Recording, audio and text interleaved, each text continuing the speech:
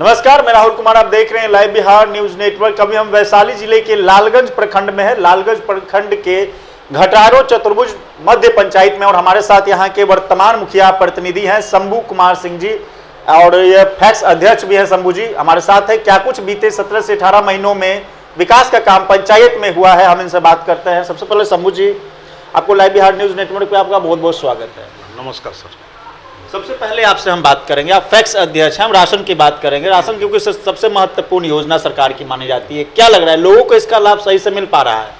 देखिए, अभी भी इसमें जो लोग ऐसे कुछ लोग हैं जिनका नाम नहीं होना चाहिए, वो लोग इसका लाभ उठा रहे हैं, और अभी भी 10 से 15% ऐसे लोग हैं जिनको मिलना चाहिए, और वो लोग अप्लाई भी करते हैं लेकिन उनका राशन कार्ड बन के नहीं आता है, जिसकी समस्या हम लोगों को झेलना पड़ता है। और वो लोग हम लोगों को आके मुखिया के नाते कहते हैं कि भाई हमारा नहीं बन रहा है, बार बार कागज माने वो अप्लाई करने के बाद उनका नहीं बन पा रहा है। किसकी लापरवाही से इस तरह की समस्याएं आती है? अब ये तो जो जांच करने आते हैं उनकी लापरवाही से या ऊपर के लापरवाही से होता है। सरकार का तो सख्त आदेश है कि हर किसी को राशन मिलनी चाहिए, लेकिन अगर पंचायत में अगर इस तरह की समस्याएं हैं तो कहीं ना कहीं विकास में बाधा बन रही है। जी, और इसके कारण कहे नहीं कि राशन सबसे बड़ा महत्वपूर्ण काम है, और उसमें जब परेशानी होती है तो परेशानी झेलना पड़ता है, हम लोग को परेशानी झेलना पड़ता है। डीलरों की तरफ से भी मनमानी की जाती है क्या? क्योंकि पब्लिक का आमतौर पर शिकायत आते रहता है कि वजन को लेकर के इधर से उधर होते रहता है। देखिए, ऐसा कोई बात नहीं है। माने अब तो बायोमेट्रिक सब चीज़ हो गया है, आपका कंप्यूटर कांटा हो गया है, उससे अब कोई उसका राशन कोई हड़प ही नहीं सकता है। आप अंगूठा लगाइएगा, कंप्यूटर तराजू पर अपना अनाज जुखवाइएगा, तब जाइएगा। इसका भी समस्या सरकार निदान कर रही है, केंद्र सरकार, कि अब आपको अंगूठा लगेगा और जितना आपको अनाज मिलना है वो आपको उतना मशीन पर तौल होगा, और तब जाके पुर्जा निकलेगा कि हाँ आपका ऑटोमेटिक इतना आपको अनाज मिला है। तो इसकी भी समस्या समाधान केंद्र सरकार द्वारा खोज दिया गया है। प्रधानमंत्री आवास योजना की हम बात करेंगे, जो कि सरकार की एक महत्वपूर्ण योजनाओं में से एक माना जाता है। क्या लग रहा है इसमें कितना पंचायत में आपके लोगों को इसका लाभ मिला है?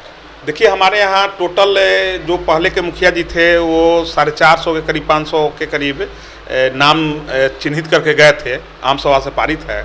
उसमें हमारे यहाँ 120 आदमी को लाभ मिला है। एक ही बार पैसा है, एक किस्त आया है, उसके बाद पैसा नहीं आया है। लोग इसके लिए कुछ कर रहे हैं कि नहीं आप? क्योंकि बहुत सारे लाभुक है उसके लिए मान लीजिए पूरे बिहार का मामला है, एक मेरा ही मामला नहीं है। और हम लोग बराबर बिहार सरकार को इस चीज़ की, चाहे अधिकारी को इसकी सूचना देते हैं। इन लोगों का कहना है कि लोगों का तो धरना भी लगातार चल रहा है, इसी पर हम लोग धरना प्रदर्शन भी किए थे, लेकिन लोग बिहार सरकार का कहना है कि केंद्र सरकार हमको पैसा नहीं दे रही है, देगी तो आप लोगों को उपलब्ध कराएंगे।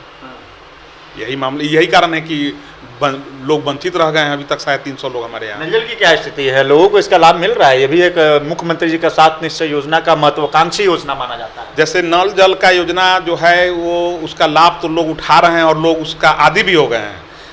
इससे पता इसलिए चलता है कि थोड़ा सा कहीं खराब होता है, तुरंत फोन मुखिया जी को आता है कि मेरा फलना जगह खराब है। जनता आपको चुना है तो आप ही को तो तुरंत एक फोन आता है कि खराब है, इसका मतलब है उसका लोग लाभ उठा रहे हैं। उसमें हमारे यहाँ पीएचडी काम करे, उसमें हम लोगों को देख रेख नहीं है। वो पहले ही पीएचडी के टेंडर के द्वारा काम हुआ है। एक ठेकेदार मिसेस बालेश्वर प्रसाद सिंह के द्वारा 7 वार्ड दिया गया था, 8 वार्ड दिया गया था। उनका काम से हम लोग संतुष्ट हैं, लेकिन सरकार द्वारा ऑपरेटर को पैसा नहीं दिया जा रहा, जो लोग चला रहे हैं, इसलिए उन लोग की समस्या हम लोगों को झेलनी पड़ती है।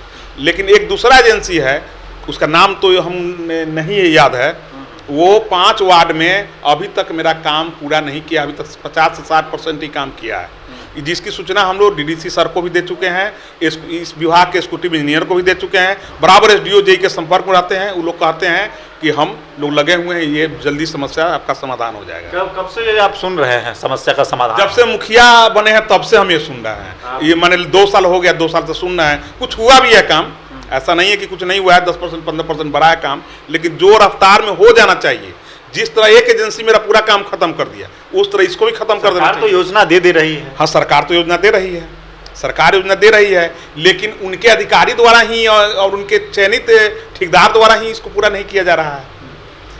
तो कहीं ना कोई तो दोषी है ही। मतलब कहीं ना कहीं मतलब जो यहाँ काम कर रहे हैं सिस्टम है, सिस्टम भ्रष्ट, सिस्टम के कारण ही ऐसा परेशानी हो रही है। क्षेत्र में आप जा रहे हैं तो मूलतः समस्याएं क्या निकल करके आती है जनता के बीच में? देखिए, क्षेत्र में जाने के बाद लोग ज़्यादा से ज़्यादा कोशिश करते हैं यही कि लोग जनरल हम लोग कोशिश करते हैं कि ऐसा काम करें जो आम जनता के लिए, सारे लोगों के लिए हो, लेकिन सभी लोग सोचते हैं कि हमको निजी फायदा मिले। सबको जिन लोगों का घर में नाम है वो लोग घर खोजते हैं, जिन लोगों को राशन कार्ड नहीं है उन लोग राशन कार्ड खोजते हैं, जिन लोगों को मान लीजिए कि उम्र कम है तभी लोग सोचते हैं कि हमको पेंशन मिल जाए। यही सब समस्या झेलना पड़ता है। क्या लग रहा है, लगभग 3 साल का काम अभी शेष है, 3 सालों में पंचायत में पूरा हो पाएगा का? 3 साल में मैं आपको गारंटी देता हूं कि मैं अपने पंचायत को मॉडर्न पंचायत बना के दिखा दूंगा। आज आप वादा कर रहे हैं, सोच लीजिए। वादा कर रहा हूं, और जितना कोशिश होगा कि जितना ज़्यादा से ज़्यादा विकास की गंगा बहाऊं। जिसका एक उदाहरण मैं आपको बता रहा हूं कि मैं क्या नाम थे इनका, इसके पहले जो स्वास्थ्य मंत्री थे, कौन पांडे, मंगल पांडे जी के यहाँ मैं गया अथी बनने के बाद, मुखिया बनने के बाद जाकर मैं उनसे कहा कि हमारे यहाँ हॉस्पिटल खंडहर बना हुआ है, टूटा फूटा है, तो उन्होंने 2.5 करोड़ रुपया का सेंक्शन कर दिया और हमारे यहाँ हॉस्पिटल बनकर तैयार हो गया। हाँ। शिक्षा विभाग में मैं गया तो ये जो आप बोल रहे हैं 2.5 करोड़ का हॉस्पिटल बना है, जो जिसको आप 16 बेड का, वो अभी मतलब चल रहा है, उसमें सभी लोग नहीं, अभी वो उसका कार्य चल रहा है, वो अभी फिनिशिंग में है। अब उसमें माने बाकी काम उसका प्लास्टर और आपका अथी का काम चल रहा है। और उसके बाद 35 लाख का काम मैं एक मिडिल स्कूल के लिए सर्व शिक्षा अभियान के तहत लाकर यहाँ लिखवा कर लाकर दिया अनुशंसा के तौर पे आप अपना काम करवा रहे हैं। हाँ, तो 2.5 करोड़ का काम वहाँ और 35 लाख का काम यहाँ, जिसमें संजय बाबू विधायक का भी। आपके प्रखंड में बहुत बड़ी उपलब्धि आपके लिए नहीं है, क्योंकि प्रखंड में कोई किसी मुखिया लोग पंचायत में नली गली का काम नहीं कर पा रहे हैं। आप हॉस्पिटल और आप कई सारी योजनाओं को ला के अनुशंसा के और अभी हमारे यहाँ हाई स्कूल में भी जो 11 तक हो गया है, उसमें भी मैं अनुशंसा संजय बाबू विधायक से करवा चुका हूँ सर्व शिक्षा अभियान के तहत। उसमें भी हमारे यहाँ 15 रूम और बनने जा रहा है।